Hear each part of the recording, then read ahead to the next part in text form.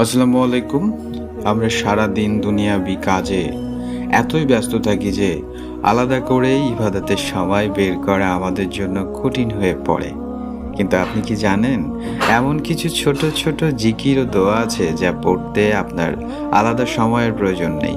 হাঁটা চলা বা কাজের ফাঁকেই আপনি আমল নামায় পাহাড় সমান সওয়াব জমা করতে পারেন। চলুন আজ এমন 5টি সহজ আমল সম্পর্কে জেনে নিই। লা হাওলা ওয়ালা কুওয়াতা ইল্লা বিল্লাহ। তারপর রাসূল সাল্লাল্লাহু আলাইহি সাল্লাম বলেছেন, এটি জান্নাতের গুপ্তধনগুলোর একটি।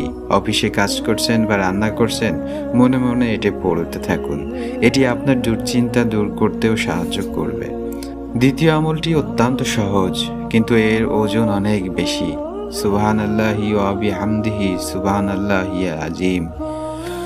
এই দুটি বাক্য উচ্চারণে খুব সহজ, দয়াময় আল্লাহর কাছে অত্যন্ত প্রিয় এবং কিয়ামতের দিন মিজানের পাল্লায় অনেক ভারী হবে।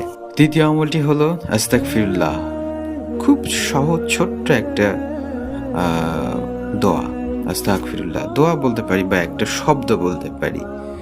আমরা প্রতিনিয়ত কত ছোট বড় ভুল করি। কাজের ফাঁকে শুধু আস্তাগফিরুল্লাহ বললে আল্লাহ গুনাহ মাফ করেন এবং রিজিকে বরকত দান করেন। বাসে বা রিকশায় বসে, অফিসে বসে থাকার সময় এটি হতে পারে আপনার সেরা সঙ্গী। চতুর্থ আমলটি হলো দুরূদ শরীফ। সব থেকে ছোট দুরূদ হলো সাল্লাল্লাহু আলাইহি ওয়াসাল্লাম। একবার দুরূদ শরীফ পড়লে আল্লাহ আপনার উপর 10 বার রহমত নাজিল করবেন। ভাবতে পারেন কত সুন্দর, কত বড় একটি সুযোগ। আর এই রমজান মাসে তো কথাই নাই। সবশেষে সুবহানাল্লাহ, আলহামদুলিল্লাহ, লা ইলাহা ইল্লাল্লাহু, আল্লাহু আকবার। এই বাক্যগুলো আল্লাহর কাছে সবচেয়ে প্রিয় বাক্য। এগুলো পড়ার সময় অজুরও প্রয়োজন নেই। আপনি যে কোনো অবস্থায় এই তাসবিহগুলো পাঠ করতে পারেন। ইসলাম কত সহজ, তাই না? জাস্ট মুখটা সচল রাখলেই অগণিত সওয়াব।